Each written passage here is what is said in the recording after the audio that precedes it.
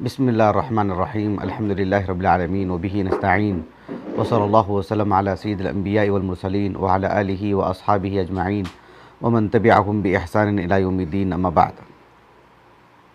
یہ جو نشست ہے یہ دراصل مرکز الدراسات الاسلامیہ جو CIS سے مشہور ہے، مرکز الدراسات الاسلامیہ اس کی 25 سے 30 سال کے درمیان کی جو تاریخ ہے، آپ دیکھیں گے کہ جہاں شرعی علم کی نشر و اشاعت میں یہ ہمیشہ اللہ کے فضل و کرم سے آگے رہا ہے، بلکہ کئی مراکز کے قیام کا ذریعہ بھی بنا ہے۔ ساتھ میں اس کی اگر پوری تاریخ اٹھا کر کے دیکھیں گے تو اس ادارے سے اللہ کے فضل و کرم سے مسلمانوں کے یعنی بیشتر گھرانوں کا چولہا بھی جلتا رہا ہے الحمدللہ۔ تو یہ نشست بھی اسی کے ایک کڑی ہے۔ ابھی رمضان کا مہینہ قریب آ رہا ہے، آج رجب کی تقریباً 12 تاریخ ہے، رجب کا آدھا حصہ باقی ہے، پھر شعبان، پھر رمضان۔ تو بہت پہلے سے ہی اس ادارے کے ذمہ دار اس سلسلے میں متنبہ رہے ہیں کہ اہل اسلام کا وہ طبقہ جو اہل ثروت کا ہے وہ اپنا اس میں پیسہ لگائیں، اور پھر امت کا ایک بڑا طبقہ جو عام دنوں میں بھی خصوصاً رمضان میں کھانے پینے سے متعلق ایک طرح سے فکر مند رہتا ہے، ان کے گھر راشن پہنچایا جائے۔ یہ ایک بہت بڑی ذمہ داری ہے۔ ذمہ داری کے ساتھ ساتھ بہت بڑی توفیق کی ضرورت ہے اللہ رب العالمین کی۔ اس سلسلے میں کچھ باتیں آپ کے سامنے رکھوں گا۔ سب سے پہلی اور بنیادی بات یہ ہے کہ اللہ سبحانہ و تعالیٰ کی جو ذات ہے وہ بے نیاز ذات ہے، غنی ہے، اور بندے فقراء ہیں، محتاج ہیں۔ اللہ رب العالمین کو کھانے پینے کی حاجت نہیں ہے۔ اللہ رب العالمین نے قرآن مجید کی ایک مختصر صورت میں اپنا تعارف کرواتے ہوئے کہا، قل هو اللہ احد اللہ الصمد لم یلد ولم یولد ولم یکن لہ کفوا احد۔ اسماء و صفات کے دروس سے متعلق جو ہر ہفتہ ہم یہاں پر درس دیتے آ رہے ہیں، اللہ تعالیٰ کا ایک عظیم نام الصمد، اس سے متعلق بھی ہم نے درس میں کہا تھا کہ الصمد کے جو متعدد معانی ہیں اس میں سے ایک معنی یہ بھی ہے کہ الصمد اس ذات کو کہتے ہیں جسے کھانے پینے کی حاجت نہ ہو، اسے اللہ کی ذات ہے۔ اللہ کے علاوہ جتنے بھی مخلوق ہیں اللہ رب العالمین یا تو انہیں کھانے پینے کی حاجت نہیں دے رکھی ہے، یا اللہ رب العالمین کھانے پینے کی حاجت سے انہیں جوڑ رکھا ہے، تو پھر کھانا پینا ان کے لیے لازم ہے۔ عیسیٰ علیہ السلام، ان کی والدہ کو جو لوگ معبود مانتے ہیں، اللہ رب العالمین نے ایک بنیادی بات یہی فرمائی سورۃ المائدہ میں، مل مسیح ابن مریم الا رسول قد خلت من قبلہ الرسل وامہ صدیقہ کانا یاکلان الطعام۔ وہ دونوں کھانا کھاتے تھے۔ کیا بتانا مقصود ہے؟ وہ دونوں کھانا کھاتے تھے، یہ بتانا مقصود ہے؟ نہیں، بتانا مقصود یہ کہ وہ کھانا کھاتے ہیں، ان کو کھانے کی حاجت ہے، تو وہ کیسے معبود ہوئے؟ وہ معبود کیسے ہوئے جبکہ کھانے کی حاجت ہے؟ ان کو کھانے کے لیے صبح سے شام تک پریشان رہنا پڑتا ہے ان کو۔ یہ چیز ایسے میں چونکہ ہم سب کھانے کے محتاج ہیں، کوئی زیادہ محتاج ہے، کوئی کم، اللہ رب العالمین نے کسی کو ضرورتیں آسانی سے فراہم کر دی ہیں، کسی کو ضرورتیں زیادہ ہیں۔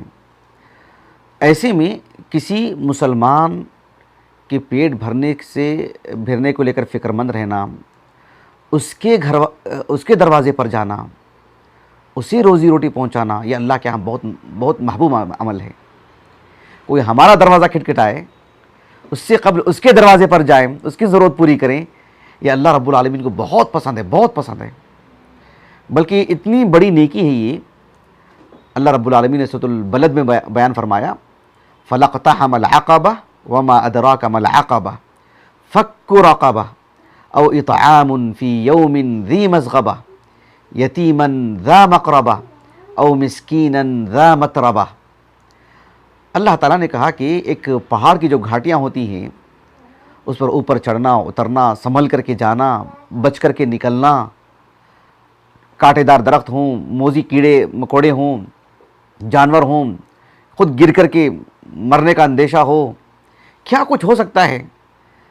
گویا کہ ایک طرح کی یعنی مطلب دل گردے کا کام ہے، کسی نے وادی پار کر کے نکل گیا۔ تو اللہ رب العالمین نے کہا کہ یہ بھی ایک گھاٹی سے گزرنے کے برابر ہے کہ کوئی شخص کسی مسکین کو کھانا کھلائے۔ ایک مسکین کو کھانا کھلانا. وجہ یہ ہے کہ عام طور پر لوگ بیوی بچوں کو دوست و احباب میں کچھ نہ کچھ خرچے کرتے ہی رہتا ہے, لیکن کسی مسکین کی فکر میں نکلنا, ایک خالی پیٹ آدمی کا پیٹ بھرنے کی خاطر نکلنا, اور اس کی بیوی ہوں, اس کے بچے ہوں, ان کی ضرورت پوری کرنا, یہ اللہ کو یہ ادا بہت پسند. اور یہ چھوٹا عمل بھی نہیں ہے, بہت بڑا عمل ہے اور بہت مؤثر عمل ہے. اس سے انسان کا ہو جاتا ہے ہمیشہ کے لیے, انسان کو دل دے بیٹھتا ہے, انسان کا ہو جاتا ہے. اللہ سبحانہ و تعالیٰ نے قرآن مجید میں سورۃ الحشر میں بیان فرمایا. آپ ذرا تصور کیجئے, جو مہاجر جو صحابہ تھے سب ایک جیسے نہیں تھے. اس میں سے بہت بڑے مالدار صحابہ بھی تھے, ابو بکر صدیق, عثمان بن عفان وغیرہ, لیکن ہجرت کی وجہ سے جیب خالی ہے. کیونکہ ہجرت کوئی سیر و تفریح کے لیے یہاں سے وہاں جانے کا نام نہیں ہے کہ یہاں بھی ایک گھر ہے وہاں بھی ایک گھر ہے. ہجرت کا معاملہ یہ ہے کہ بھئی آپ جو کپڑے پہنے ہیں نا وہ آپ کی غنیمت ہے کہ پہن کے نکلو, بھاگو. چپل بھی ہے کہ نہیں پتا, جیب میں کچھ پیسے ہیں تو غنیمت ہے, نہیں ہے تو جیسے تیسے نکلو. ایسے نہیں کہ بالکل دن میں بالکل نکل رہے, نہیں, رات میں بالکل چھپاتے نکلو. آپ کا جو گھر ہے, ساز و سامان ہے, سواریاں ہیں, تجارت ہیں, سب کسی کے حوالے کر کے نکلو, آپ کا نہیں ہے بھی وہ. اور آپ جا بھی رہے ہیں کس کام کے لیے, وہاں جاب ڈھونڈنے کے لیے نہیں, ایمان کی خاطر جا رہے ہیں. کوئی معمولی بات ہے. اور اس طرح کے لوگ مدینے میں ایک ایک کر کے نہیں آ رہے ہیں, بھرتی کر کے آ رہے ہیں. پورا مدینہ بھر جا رہا ہے. جتنے مدینے کے لوگ ہیں اس سے زیادہ تو مہاجرین ہیں. ایسے میں جو انصار تھے, انصار نام اللہ نے دیا ان کو, کسی کی طرف سے نام نہیں ہے, اللہ نے نام دیا ان کو. اب ذرا تصور کیجئے آپ, انصار جو لوگ ہیں وہ بھی کھیتی باڑی کرنے والے لوگ, اس تفاوت ہے, کچھ مالدار کچھ متوسط درجے کے لوگ. خود اپنے بیوی بچوں کو پالنا, اللہ کے رسول صلی اللہ علیہ وسلم نے کسی کو کسی سے بھائی چارگی کرا دے رہے ہیں, ان کے پورے اخراجات برداشت کرو, دل میں بٹھاؤ, محبت دو, گویا کہ آپ کا اپنے گھر کا فرد ہے وہ. یہ کہانیوں میں اچھا لگتا ہے, عملی اعتبار سے سچ مچ ایسا ہو آسان کام نہیں. لیکن اس کی گواہی خود اللہ نے دے دی. اللہ نے سورۃ الحشر میں کہا, اگر آیت کریمہ آپ کے سامنے ہو, مصحف کھولیں, ترجمہ سامنے رکھے, تو واقعتاً دل دہل جاتا ہے کہ ایسے تھے کیا لوگ دنیا میں کر کے. اللہ تعالیٰ نے سورۃ الحشر میں بیان فرمایا, للفقراء المہاجرین الذین اخرجوا من دیارہم واموالہم. یعنی اللہ نے کہا کہ مال فے کس کے لیے, مہاجرین کے لیے. کون مہاجرین؟ جن کو اپنے گھروں سے نکالا گیا, ان کے اپنے گھروں سے. ایک بالش زمین میں کوئی ہماری لے لے تو انسان اس کے لیے کتنا, مطلب سمجھ رہے ہیں آپ, ذرا تصور کیجئے. ایک انسان اپنا گھر بنایا ہو, زندگی لگایا ہو, اسے اس کے گھر سے بے دخل کر دیا جا رہا ہے. عام معمولی بات ہے, ایک چھوٹی موٹی بات نہیں ہے. 50 روپے گم جائے تو آدمی کتنا بے چین رہتا ہے. کہا کہ ان کے گھر اور ان کے اموال سب سے بے دخل کر دیا گیا ان کو. اور وہ بھی نکل کے مدینے کو آئے ہیں تو کس وجہ سے آئے ہیں؟ رب نے کہا کہ یبتغون فضلا من اللہ ورضوانا, اللہ کا فضل, اللہ کی خوشنودی کے لیے آئے ہیں, دوسرا کوئی مقصد نہیں ان کا. اور پھر کس لیے آئے ہیں؟ اللہ نے ایک وجہ یہ بھی بتائی کہ وینصرون اللہ ورسولہ, اللہ اس کے رسول کی مدد کے لیے آئے ہیں, اللہ کے دین کو قوت بخشنے کے لیے آئے ہیں, اللہ کے دین کی تقویت کے لیے آئے ہیں. یہ رب نے گواہی دی ہے. اللہ نے کہا کہ اولئک هم الصادقون, یہ بالکل اپنے قول میں عمل میں سچے لوگ ہیں, کہا اللہ نے. اچھا, یہ تو ایک کردار ہوا کس کا, مہاجرین کا. اس کے مقابل میں اللہ نے کیا کہا, والذین تبوأوا الدار والایمان من قبلہم یحبون من ہاجر الیہم ولا یجدون فی صدورہم حاجہ مما اوتوا ویؤثرون علی انفسہم ولو کان بہم خصاصہ ومن یوق شح نفسہ فاولئک هم المفلحون. ایک تو اب انصار کی تعریف ہو رہی ہے. اللہ کہہ رہے ہیں کہ جو بھی ہجرت کر کے آ رہے ہیں تو اللہ کہہ رہے ہیں کہ مہاجرین سے ان کی غیر معمولی محبت ہے. یہ گواہی کون دے رہے ہیں؟ میں کسی کو سامنے والے کا دل رکھنے کے لیے کہہ سکتا ہوں کہ نہیں کوئی تکلیف نہیں آپ سے, یہ رب کہہ رہے ہیں. یحبون من ہاجر الیہم, جو بھی ہجرت کر کے آ رہے ہیں ان کے دل میں محبت ہے ان کے لیے, ٹوٹ کے چاہ رہے ہیں اور انتظار میں ہے کہ آج کوئی آئے گا مہاجر تاکہ میری زمین دوں, گھر دوں. سبحان اللہ, کیا عجیب بات ہے, اللہ اکبر. اور اللہ رب العالمین نے کہا وَيُؤْثِرُونَ عَلَىٰ أَنفُسِهِمْ وَلَوْ كَانَ بِهِمْ خَصَاصَةٌ. خصاصہ کہتے ہیں کس کو معلوم؟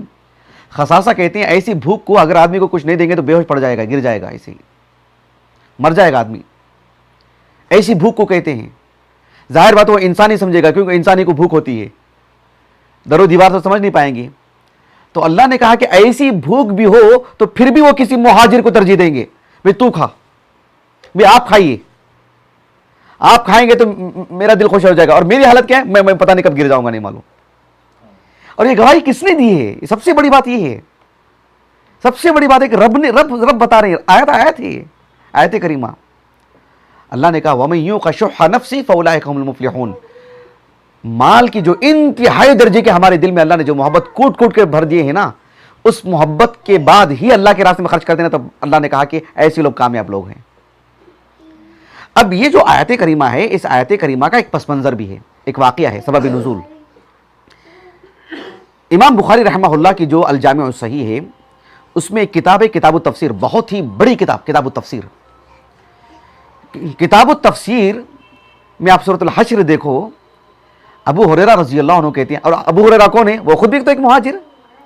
ابو ہریرہ رضی اللہ عنہ بھی تو اصحاب الصفہ میں سے تھے نا، اب وہ بھی تو اصحاب الصفہ میں سے تھے۔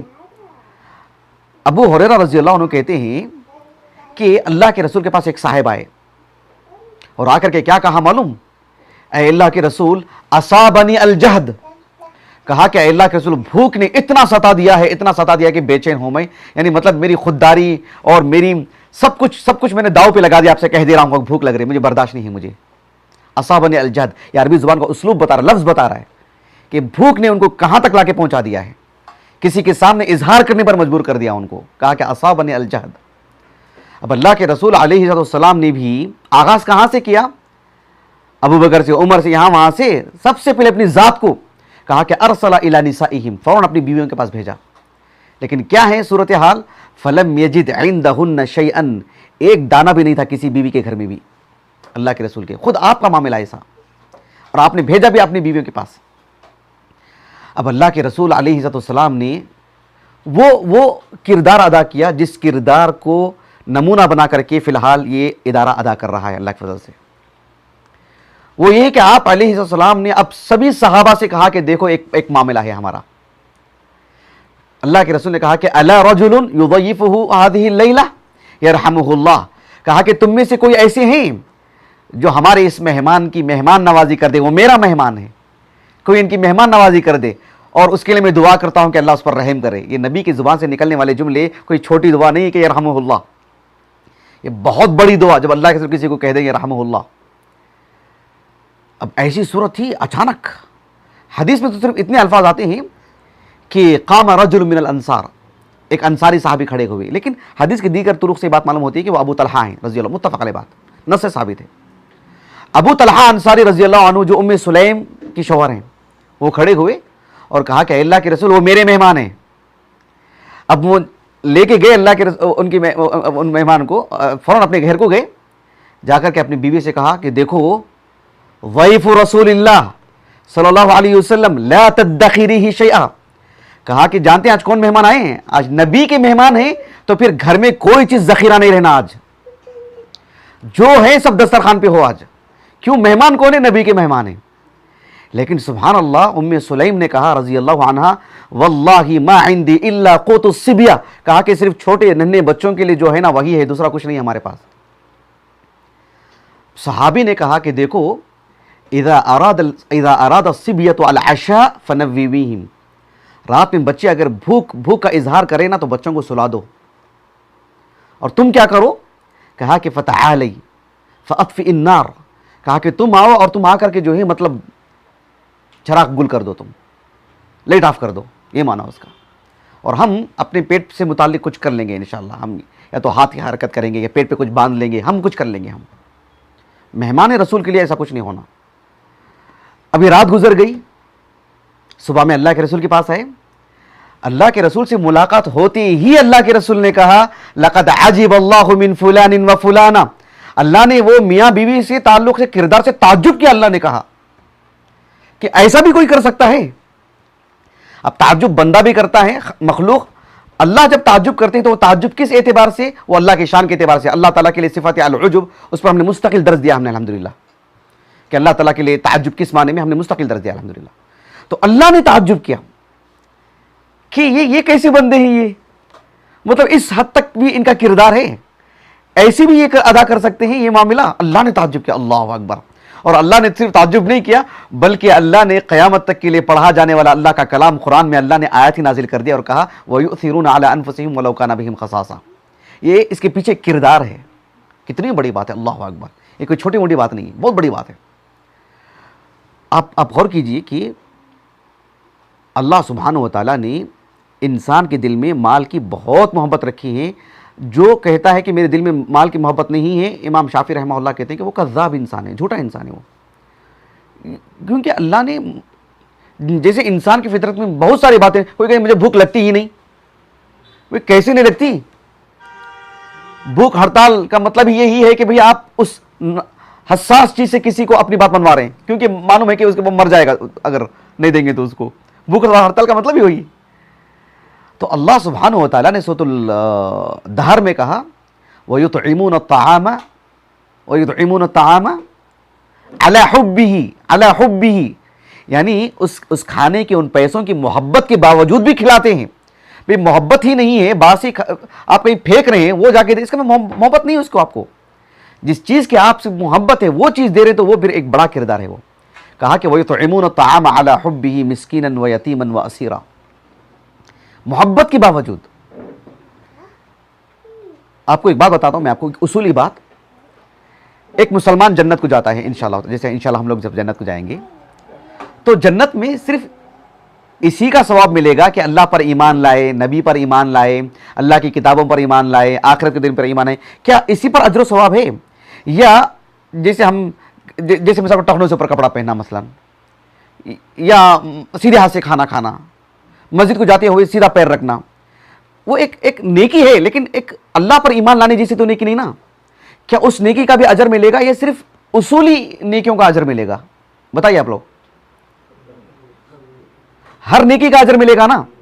یعنی اصول جو ہیں اللہ پر ایمان لانا, آخرت پر ایمان لانا, محمد صلی اللہ علیہ وسلم پر ایمان لانا, اس پر جو اجر و ثواب ہے, ایک مسلمان کو دیکھ کر کے مسکرانا وہ بھی ایک نیکی ہے, اس کا بھی الگ سے اجر ملے گا نا. سمجھ میں آئے گی بات آپ کو؟ بالکل اس کے برخلاف ایک کافر کا معاملہ ایسا ہے, اللہ پر ایمان نہیں لانے کی سزا الگ, ٹخنوں سے نیچے کپڑا پہننے کی سزا الگ اس کو. اس نے جو بائیں ہاتھ سے کھایا ہوگا اس کی سزا الگ اس کو. اس نے جو کسی بھی اسلام کی کسی بھی نیکی پر جو طاقت رکھتے وہ عمل نہیں کیا نا, اس کی الگ سے سزا اس کو. اصول کی بھی سزا, فروع کی بھی سزا. جیسے ایک مسلمان کو اصول کا بھی انعام, فروع کا بھی انعام, بالکل ایسی. اور اس پر اتنے دلائل ہیں آپ پوچھیں مت. اور یہی راج معاملہ اس باب میں. یہ مسئلہ میں کیوں سمجھایا یہاں پر؟ یہ بتانے کے لیے کہ اللہ سبحانہ و تعالیٰ نے سورۃ المدثر کے اواخر میں بیان فرمایا کہ کل نفس بما کسبت رہینہ الا اصحاب الیمین فی جنات, اس کے بعد کیا ہے, یتساءلون. اہل جنت اہل جہنم سے سوال کریں گے. کس بارے میں سوال کریں گے؟ یعنی کس سے سوال کریں گے؟ عن المجرمین ما سلککم فی سقر. سوال تو عام ہے نا, لیکن وہ جواب کیا دے رہے ہیں؟ قالوا لم نکن من المصلین ولم نکن نطعم المسکین. یعنی مسکین کو کھانا نہیں کھلانے کی بھی ان کو سزا مل رہی ہے جیسے اللہ پر ایمان نہیں لانے کی سزا مل رہی ہے. بات واضح ہو گئی؟ صرف ایسا نہیں ہے کہ جیسے قبر میں, جیسے ہم پوچھتے ہیں عذاب کیوں کس بنیاد پر ہوتا ہے, تو لوگ جھٹ سے بول دیتے ہیں وہ طہارت کی وجہ سے, وہ چغل خوری کی وجہ سے. شرک کی وجہ سے تو بھی عذاب ہے نا, اس سے بڑھ کر کے عذاب کیا ہو سکتا ہے؟ تو جہنم میں ایک مشرک کو, ایک کافر کو جہاں شرک پر عذاب, کفر پر عذاب, اس کی ان نیکیوں پر بھی عذاب کہ اس نے یہ نیکی انجام نہیں دی, اس نے روزہ نہیں رکھا, اس پر بھی اس کو ایک سزا.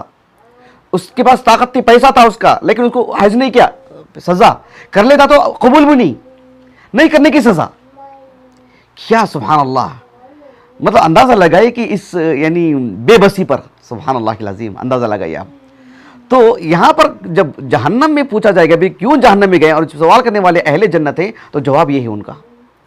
اب دیکھو سورۃ الحاقہ کے اواخر میں وَأَمَّا مَنْ أُوتِيَ كِتَابَهُ بِشِمَالِهِ فَيَقُولُ يَا لَيْتَنِي لَمْ أُوتَ كِتَابِيَهْ وَلَمْ أَدْرِ مَا حِسَابِيَهْ يَا لَيْتَهَا كَانَتِ الْقَاضِيَةَ مَا أَغْنَىٰ عَنِّي مَالِيَهْ هَلَكَ عَنِّي سُلْطَانِيَهْ خُذُوهُ فَغُلُّوهُ ثُمَّ الْجَحِيمَ صَلُّوهُ ثُمَّ فِي سِلْسِلَةٍ ذَرْعُهَا 70 ذِرَاعًا فَاسْلُكُوهُ. عربی زبان میں جو آپ قرآن پڑھتے ہوئے تو معلوم ہوگا آپ کو, انا آتا نا, انا ایک ہوتا ہے انا, ایک ہوتا ہے انا. یعنی جو انا ہے مشددہ اور مکسورہ, مفتوحہ نہیں، انا نہیں، انا قرآن میں جو آتا ہے نا علت بتانے کے لیے. کیا بتانے کے لیے؟ علت مطلب یعنی سبب بتانے کے لیے، سبب بتانے کے لیے. اب جو وَأَمَّا مَنْ أُوتِيَ كِتَابَهُ بِشِمَالِهِ سے ہم جو آیتیں پڑھتے ہوئے آئے کہ اللہ تعالیٰ ایک شخص کو جو ہے مطلب بائیں ہاتھ میں اس کے نام اعمال دیں گے، پھر جہنم میں رسید کر دیا جائے گا، جہنم میں ڈال دیا جائے گا، بیڑیاں باندھی جائیں گی. اب اللہ تعالیٰ کرے اِنَّهُ كَانَ لَا يُؤْمِنُ بِاللَّهِ الْعَظِيمِ. انہ دیکھ رہے ہیں ہم سبب بتانے کے لیے کہ پھر سبب کیا ہے اس کا. کہا کہ اِنَّهُ كَانَ لَا يُؤْمِنُ بِاللَّهِ الْعَظِيمِ. اور دوسرا سبب وَلَا يَحُضُّونَ عَلَى طَعَامِ الْمِسْكِينِ، یعنی وہ کھانا کھلانے پر کس کو؟ مسکین کو کھانا کھلانے پر ابھارتے نہیں تھے. اب تصور کیجئے ایک جہنم میں جانے کی ایک سزا اِنَّهُ كَانَ لَا يُؤْمِنُ بِاللَّهِ الْعَظِيمِ، اور دوسری سزا وَلَا يَحُضُّونَ عَلَى طَعَامِ الْمِسْكِينِ. اندازہ لگائیے آپ. اللہ اکبر، کتنی بڑی بات ہے، کتنی بڑی بات ہے، سبحان اللہ. اگر کسی نے مسکین کو کھانا کھلا دیا تو جنت مل جائے گی کیا؟ کافر ہے تو نہیں ملے گی. لیکن کافر ہو کر کے مرا نہ تو اِنَّهُ كَانَ لَا يُؤْمِنُ بِاللَّهِ الْعَظِيمِ اس کی سزا، اور وَلَا يَحُضُّونَ عَلَى طَعَامِ الْمِسْكِينِ اس کی سزا، اس کی مستقل سزا. اب تصور کیجئے جس مجلس کے لیے یہاں پر بیٹھے ہیں، ادارے نے 25 سال سے اس پر خدمت انجام دیا اللہ کے فضل و کرم سے الحمدللہ. یہ کوئی چھوٹی نیکی نہیں ہے، کوئی بڑی نیکی نہیں ہے. اللہ رب العالمین نے اللہ پر ایمان نہ لانے پر جو سزا مقرر کی ہے اسی کے ساتھ اللہ نے مسکین کو نہ کھلانے کی سزا اس کے ساتھ بیان کر دی ہے. اس سے اندازہ لگے کتنی بڑی نیکی ہے، یہ کوئی چھوٹی نیکی نہیں ہے. کہا کہ وَلَا يَحُضُّونَ عَلَى طَعَامِ الْمِسْكِينِ. سورۃ الفجر میں اللہ رب العالمین نے بیان فرمایا کہ کیا آیت کریمہ ہے؟ کَلَّا بَل لَا تُکْرِمُونَ الْیَتِیمَ وَلَا تَحَاضُّونَ عَلَى طَعَامِ الْمِسْکِینِ وَتَأْکُلُونَ التُّرَاثَ أَکْلًا لَمًّا وَتُحِبُّونَ الْمَالَ حُبًّا جَمًّا. یہ جو 4 آیتیں ہیں نا، ان 4 آیتوں میں ایک خالص دنیا دار کون ہوتا ہے اس کو بتایا جا رہا ہے. کَلَّا بَل لَا تُکْرِمُونَ الْیَتِیمَ، جس کے اندر تواضع نہیں ہے، جس کے اندر اخلاق نہیں ہے، اللہ پر ایمان نہیں ہے، وہ یتیم کی کبھی تکریم نہیں کرتا ہے. بھئی کسی بچے کو دیکھے کہ کوئی تکریم کر لے گا کیونکہ اس کا باپ باحیات ہے، اس کا باپ ہے موجود. لیکن جس کا باپ دنیا میں ہے ہی نہیں اس کی کون عزت کرے گا؟ آپ اس کے ساتھ چھیڑ چھاڑ کریں گے تو پوچھے گا کون اس کے بارے میں؟ کھڑا کون کھڑا ہے اس کے پیچھے؟ اس کی تکریم کرنے کا مطلب یہ ہے کہ آپ کے اندر اخلاق بہت ہے، آپ کو اللہ پر ایمان ہے، آپ کو قیامت پر ایمان ہے. آپ کو یہ عام نیکی نہیں. اور کہا کہ وَلَا تَحَاضُّونَ عَلَى طَعَامِ الْمِسْکِينِ، آپ مسکین کو کھانا کھلانے پر لوگوں کو ابھارتی نہیں ہیں. واللہ اللہ جزائے خیر دے آپ کو. یہ اس طرح کے لوگوں کو اکٹھا کرنا، اس کے لیے میسج بنانا، لوگوں تک اپیل کرنا، ان سے پیسہ وصول کرنا، لوگوں کو ابھارنا، لوگوں کو احساس دلانا کہ ہمارے معاشرے میں ایسے افراد ہیں، اس کے لیے افراد کو بھیجنا اور جو ہے مطلب نشاندہی کرنا کون اس کا مستحق ہے، کون ہے، ان تک جا کر کے پوری عزت اور احساس اور عزت اور تکریم کے ساتھ ان کے گھر کی دہلیز پر جا کر کے پہنچانا، یہ بہت بڑی بات ہے. اسی کے بارے میں اللہ نے کہا کہ وَلَا تَحَاضُونَ عَلَى طَعَامِ الْمِسْکِينِ. بلکہ تم ہو کیسے؟ وَتَأْکُلُونَ التُّرَاثَ أَکْلًا لَمًّا. 24 گھنٹے تمہارے پاس بس کھانے پینے کی باتیں، صرف کھانا پینا. تو یہ ایک دنیا داروں کی صفات اللہ نے بتائی. اللہ نے سورۃ الماعون کے آغاز میں کہا أَرَأَيْتَ الَّذِي يُكَذِّبُ بِالدِّينِ فَذَلِكَ الَّذِي يَدُعُّ الْيَتِيمَ وَلَا يَحُضُّ عَلَى طَعَامِ الْمِسْكِينِ. یہ بھی اسی سے متعلق بات ہے. دیکھو اللہ نے مسکین کو نہ کھلانا کیسی سزائیں مقرر کی اللہ تعالیٰ نے. اب تعجب کریں گے، بحیثیت ایک مسلمان، بحیثیت انسان اس سے گناہ ہوتے ہیں. اب گناہوں کی جو سزا ہے کچھ اللہ رب العالمین نے آخرت میں رکھی ہے، کچھ دنیا میں رکھی ہے. لیکن دنیا میں کچھ سزائیں بھی ہیں، سزاؤں کے ساتھ ساتھ کچھ کفارات بھی اللہ نے رکھے ہیں. ایسا ہو گیا یہ کفارہ ادا کرو، ایسا ہو گیا یہ کفارہ ادا کرو.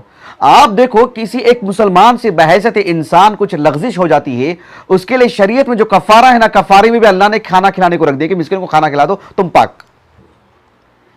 بھئی 2 رکعت نماز پڑھ لو، یہ بھی تو کہا جا سکتا تھا. لیکن دیکھو تمہاری ایک ایسی نیکی ہو جس سے تم کو بھی فائدہ ہو، سامنے والے کو بھی فائدہ، ایسی نیکی انجام دو.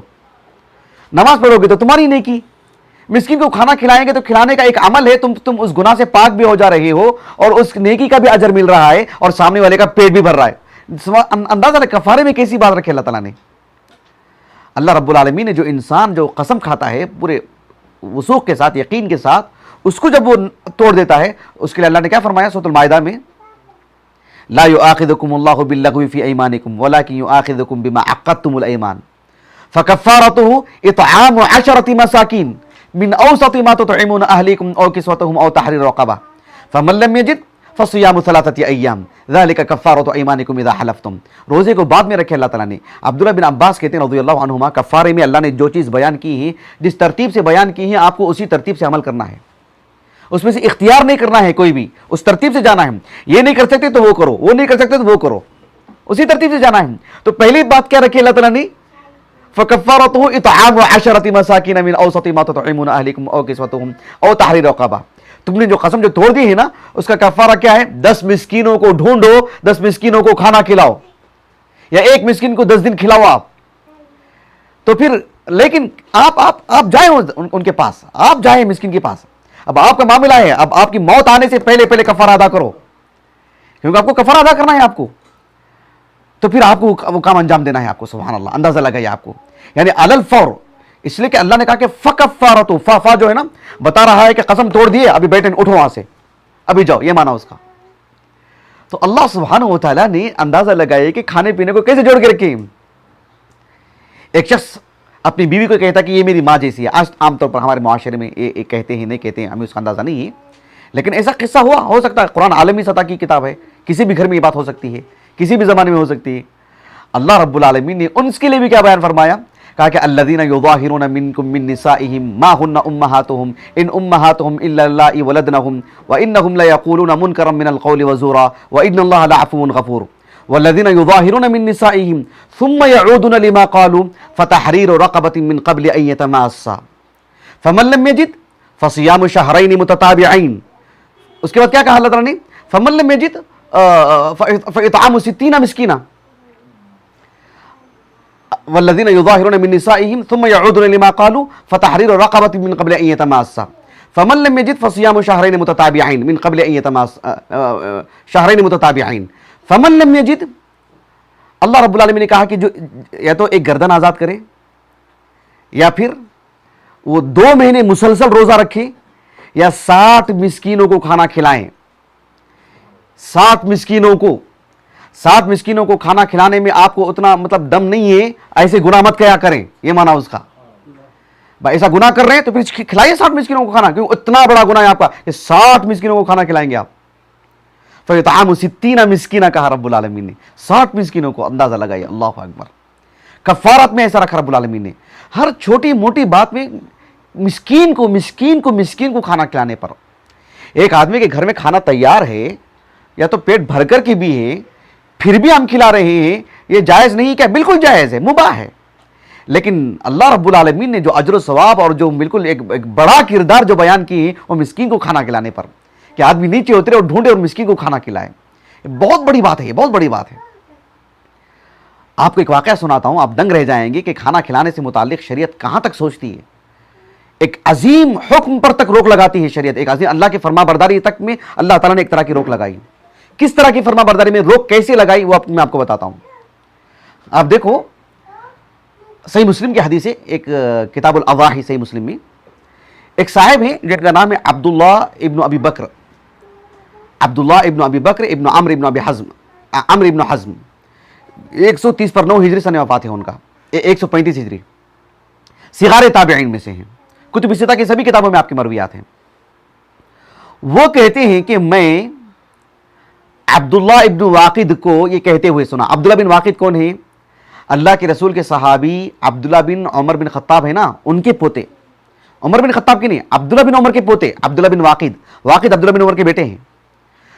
کہا کہ عبداللہ بن ابی بکر ابن ابی حزم بن عمر ابن حزم جو ہیں وہ کہتے ہیں کہ میں عبداللہ بن واقد کو یہ کہتے ہوئے سنا. کیا کہتے ہوئے سنا؟ کہ انہوں نے ایک حدیث سنائی کہ اللہ کے رسول نے منع کیا ہے. کس سے منع کیا؟ کہا کہ نہا رسول اللہ صلی اللہ علیہ وسلم عن اکل لحوم الضحایا بعد 3.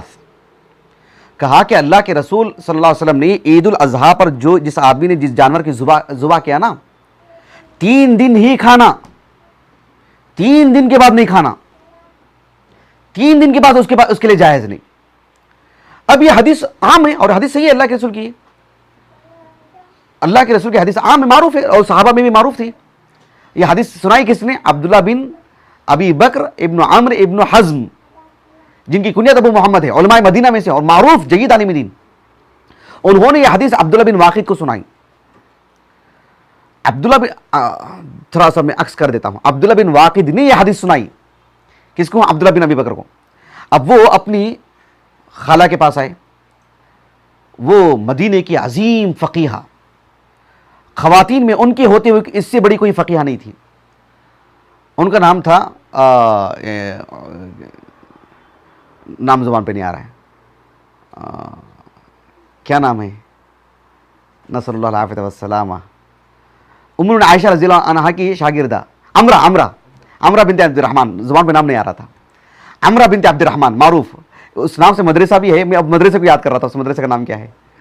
اچھا واقعہ دیکھیے، عمرہ بنت عبد الرحمن جلیل القدر عالمہ، ام المؤمنین عائشہ رضی اللہ عنہا کا جو علم تھا نا وہ ان کے سینے میں تھا، عظیم فقیہہ، 908 ہجری میں انتقال ہوا ان کا۔ ان کے پاس گئے، جا کر کے پوچھا کہ دیکھو اللہ کے رسول کے نام پر وہ ایسی حدیث سنا رہے ہیں، تو عمرہ نے کہا کہ صدق، انہوں نے جو حدیث سنائی نا اللہ کے رسول کی وہ ایسی ہی ہے، لیکن میں آپ کو پس منظر بھی بتاتی ہوں کہ وہ حدیث کیسی ہے، مکمل حدیث سنیں گے تو آپ کو معلوم ہوگا کہ وہ حدیث کیا ہے۔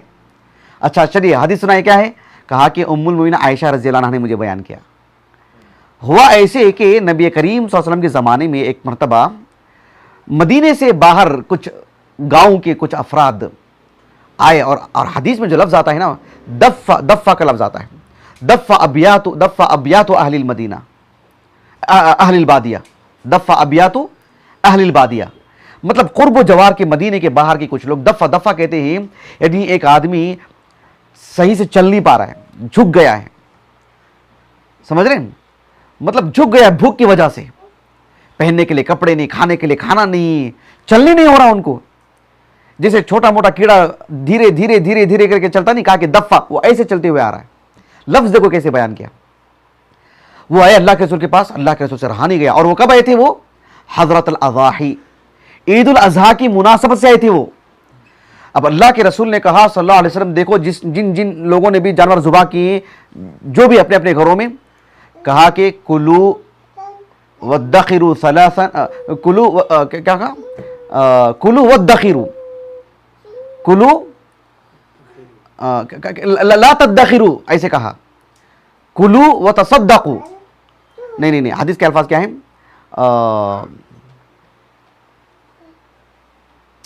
کہا کہ کلو وادخروا ثلاثا، ہاں یہ الفاظ ہیں، کیا کہا؟ کلو وادخروا ثلاثا، کیا مطلب؟ کلو کے معنی کیا ہیں؟ تم کھاؤ، وادخروا ثلاثا، 3 دن ہی ذخیرہ کر کے رکھنا، فما بقی فتصدقوا، جو باقی ہے سب صدقہ کر دینا۔ اب ایسا ہی ہوا، صرف 3 دن کا جو رکھ سکتے تھے انہوں نے رکھا، باقی پورا صدقہ کر دیا۔ اچھا جو جانور ذبح ہوتے تھے اس کی جو کھال نکالتے تھے، اس سے پانی پینے کے لیے مشکیزہ، جوتے چپل، گرم بنیان، جو بھی ہو وہ لوگ بناتے تھے، صحابہ ہی، اور فروخت کرتے تھے، اور دیکھ رہے کہ مدینے کے بازار میں وہ ہے ہی نہیں، کیونکہ جانوروں کو جب ذبح کیا جس دور میں، اس کے دوسرے سال ایسا معاملہ ہوا کہ بازار میں کچھ ہے ہی نہیں، کیونکہ صحابہ کے پاس وہی عمل تھا، وہی حکم تھا۔ اللہ کے رسول صلی اللہ علیہ وسلم نے کہا کہ کلو وادخروا ثلاثا، 3 دن ذخیرہ کرنا۔ اب کون 4 جانور ذبح کریں گے؟ ایک جانور ذبح کر رہے تھے بس، یا جو ایک جانور ذبح کر رہے تھے، اور ایک ہی جانور اکثر صحابہ کرتے تھے، ایک ہی جانور کرتے تھے صحابہ، اور ان میں سے بھی جو ہے مطلب یعنی مشکل سے کوئی بڑا جانور لے لیتے، اونٹ وغیرہ، اس میں کچھ حصے کر لیتے، جس کی وجہ سے بہت کم جانوروں کو ذبح کیا گیا دوسرے سال، جس کی وجہ سے وہ جو کھال ملتی تھی وہ بھی بہت کم، اور بازار میں جو چیزیں آتی تھیں وہ بھی بہت کم۔ اب اللہ کے رسول سے صحابہ کر کے کہنے لگے، تاجر صحابہ، دیکھو اللہ کے رسول اب بازار میں ایسی چیزیں نہیں ہیں۔ اللہ کے رسول نے کہا کہ وما ذاک، کیوں نہیں ہے، کیوں نہیں بنا رہے ہیں آپ لوگ، کیا کر رہے ہیں؟ کہا کہ نہیں، آپ ہی نے تو منع کیا تھا، ان تؤکل لحوم الضحایا بعد 3، کہ 3 دن کے بعد کوئی گوشت نہیں رکھے گا اپنے گھر میں، ذخیرہ صرف 3 دن، جو بھی ہے صدقہ کر دینا۔ اللہ کے رسول نے کہا کہ انما نہیتکم عن اجل الدافہ التي دفت، جو معذور، غرباء، فقیر، مساکین جو صحابہ آئے تھے نا، ان کی بھوک کیوں دیکھ کر کے میں نے کہا تھا کہ 3 دن تک اپنے پاس جو گوشت رکھ سکتے ہو رکھو، اب جو سب ان کو دے دو۔ اب تو یہ صورتحال نہیں ہے نا. اب کیا کرنا ہے؟ فَكُلُوا وَادَّخِرُوا وَتَصَدَّقُوا. کھاؤ جب تک ذخیرہ کرنا چاہے ذخیرہ کرو, اور پھر جو ہے مطلب پھر جو تم کو ممکن ہو صدقہ کرو. اب یہ حکم اصل حکم ہوگا شریعت کا. یعنی عید الاضحیٰ کی مناسبت سے 3 دن کی روک لگا دی.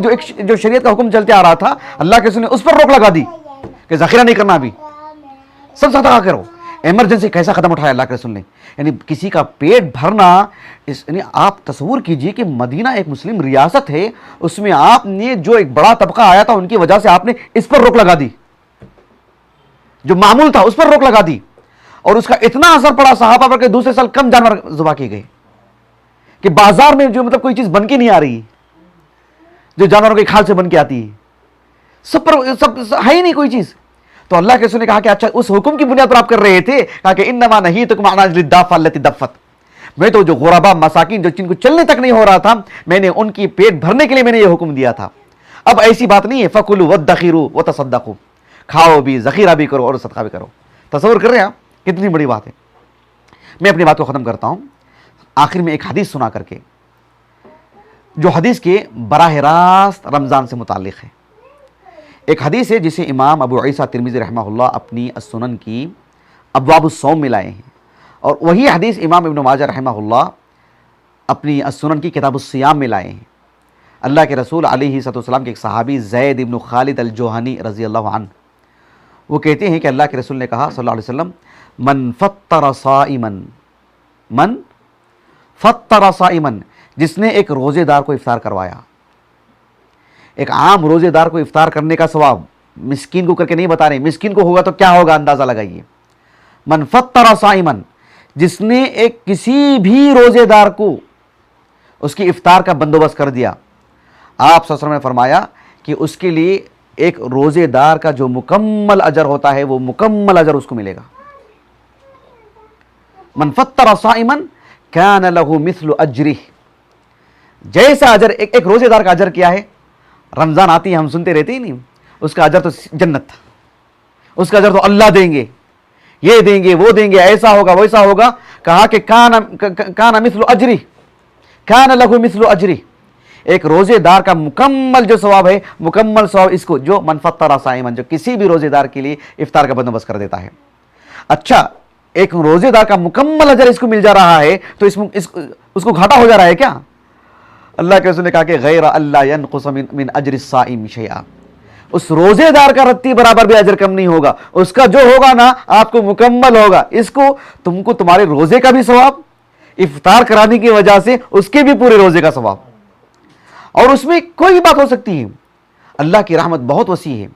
ایک شخص جو لوگ کھڑا ہوا ہے وہ لوگوں سے اپیل کر رہا ہے کہ جو ہے ان لوگوں کی افطاری کا بندوبست کریں, لوگ پیسہ دے رہے ہیں, اور کوئی دوسرا جا کر کے دے رہا ہے, کسی نے جا کے نشاندہی کر کے آیا ہے, کسی نے مطلب فکر مندی دکھائی ہے, کسی نے مطلب سمجھ رہے ہیں, اور کسی نے اس منظر کو دیکھ کر کے خوش بھی ہوا ہے, تو اللہ تعالیٰ اس کے لیے بھی ایک اجر رکھیں گے کسی بھی طرح کا.